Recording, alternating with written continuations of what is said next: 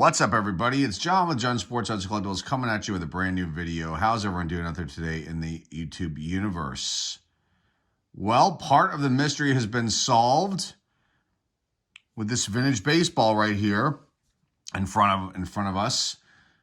Yesterday, I posted a video asking for help in the community or from the community to help me figure out who signed this ball, who's the autograph on this vintage baseball right here.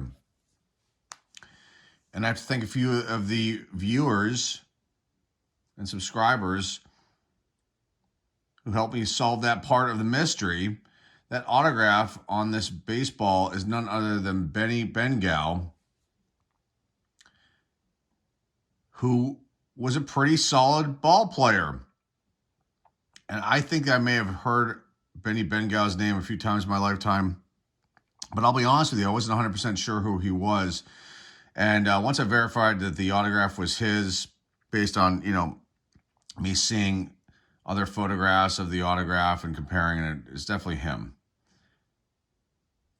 I went and looked him up. And he had a, nice career. His claim to fame was that he was part of the New York Yankees Murderers Row teams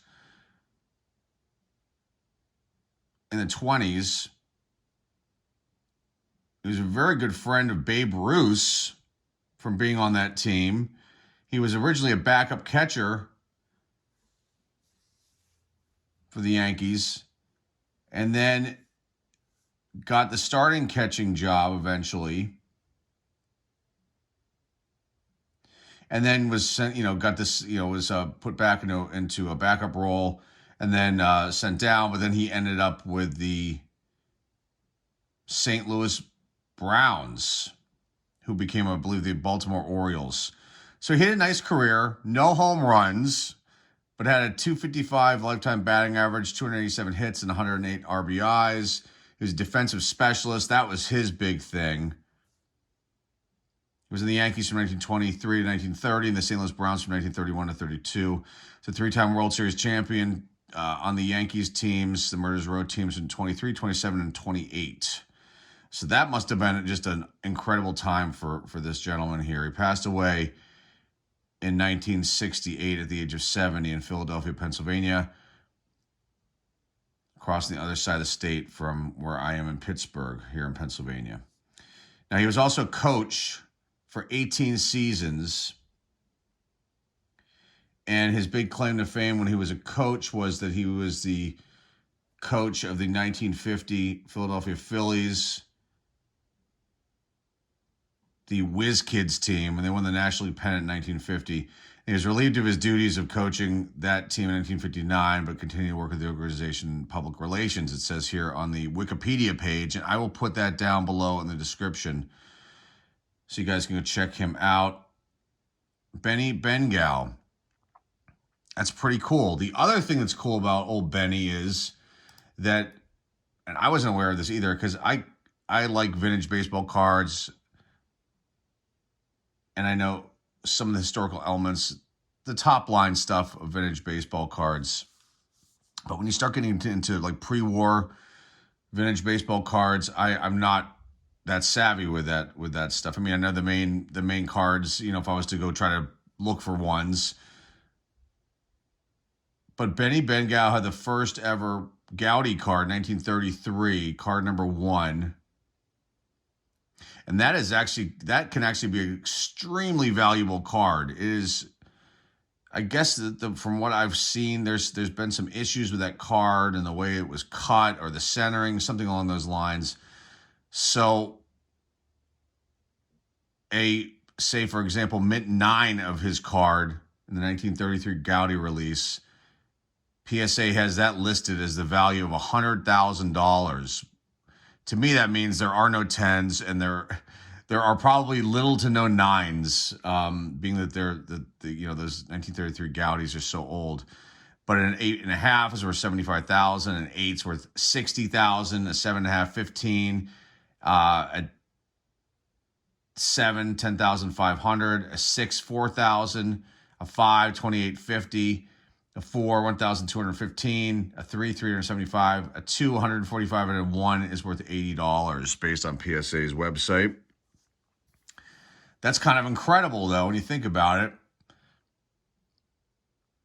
How valuable his 1933 Gaudi card is. Okay, so that is all I have to say about old Benny Bengow.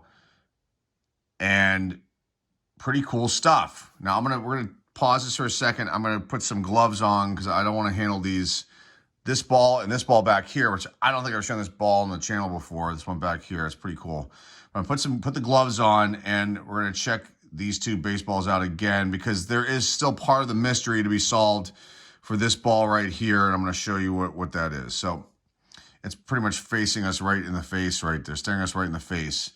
So that's my next step of trying to figure out the historical relevance of this baseball. But let me put the gloves on, come right back, talk about this ball a little more, talk about this other one that's sitting there to the left of it, and give you some history on that one too. Okay, hang tight, guys. Okay, we're back, got the gloves on.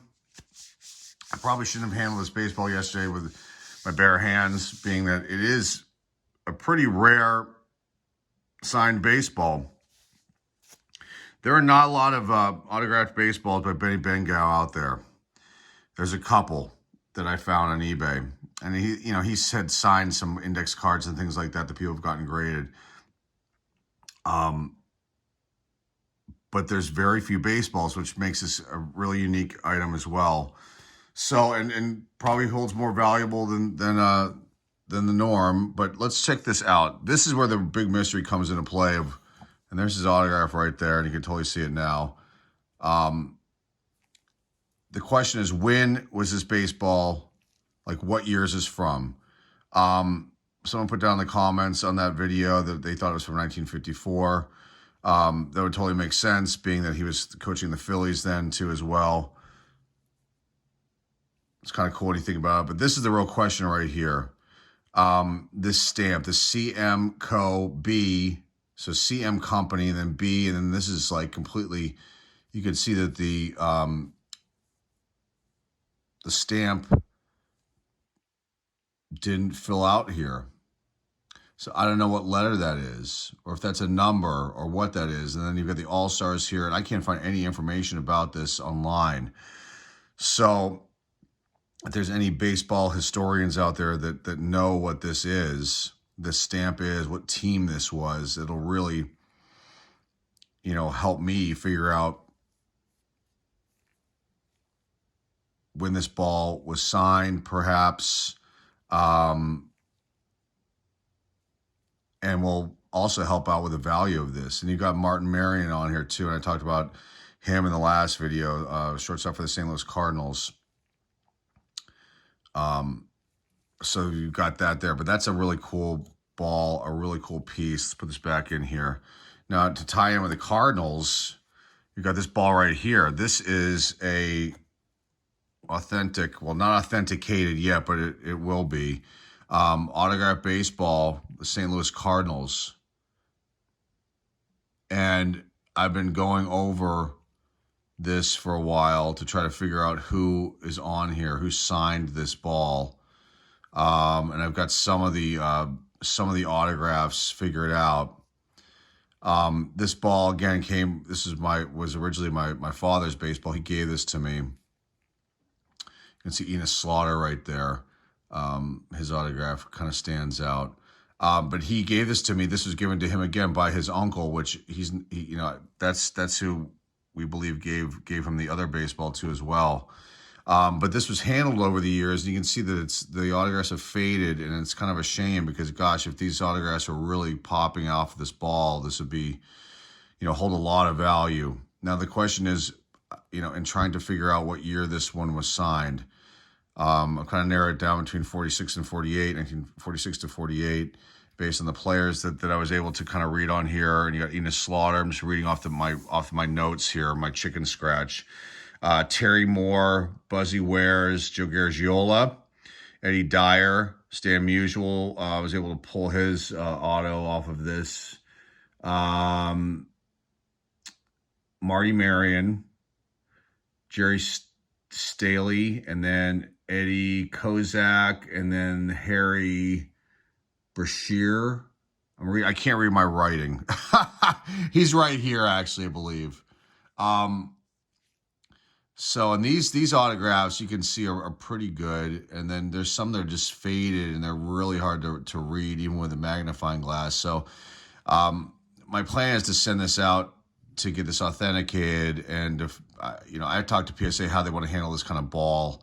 Because basically when PSA authenticates autographs, they charge you by the name. So, like, if I just wanted to have Slaughter's name verified on here, I'd pay I don't know what his cost is, but let's just say hypothetically $20, and then that would be that, and then it would come back with a certificate of authenticity.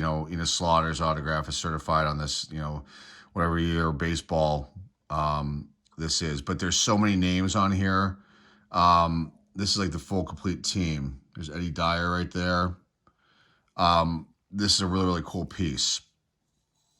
And I wish that it was, like I said, that the autographs were cleaner, like clearer, not faded like this. Because this ball was handled. It was probably passed around to family members and friends to look at. People weren't thinking about, protecting things back then like we are now. And so some of these kind of got rubbed off, faded, whatever, as time went on. So there's that baseball. I just wanted to share that with you guys. That was kind of this is a cool item. I don't think I've ever shown that on the channel before. And it's just a shame. I wish those autographs were clearer, all of them, because then I'd be looking at an extremely valuable piece of history right there. But, I've got this one too. And this one, again, once I figure out the stamp, either through the help of the wonderful people in the community here on YouTube, or I take this to an LCS or find a baseball historian that can help me out with that, it'll really spell out like the value of what this ball could be sold for in an auction. So I'm looking at some auction options now instead of like saying going to golden. So I'm looking at Heritage and reach out to Sotheby's for some other items and to be auctioned off, and so that's the plan for these kind of things down the road. So that's it, guys. I just want to share this with you. Thank the few of the viewers and subscribers that helped me out figuring out who the original autograph was on this baseball right here. And that's all I've got for you guys today. Remember to like, subscribe, comment down below, share this video with your friends, family, and loved ones. Go check out our eBay store. The link is down below in the description. Got over 7,000 items for sale on the eBay store. And maybe there's something nice there for you that you might be interested in. Go check it out. The link's down below in the description. And that is all I have for you guys today. Greatly appreciate you stopping by. Until next time, folks, this is John Sports Arts Collectible signing off. And hey, I'll see y'all soon.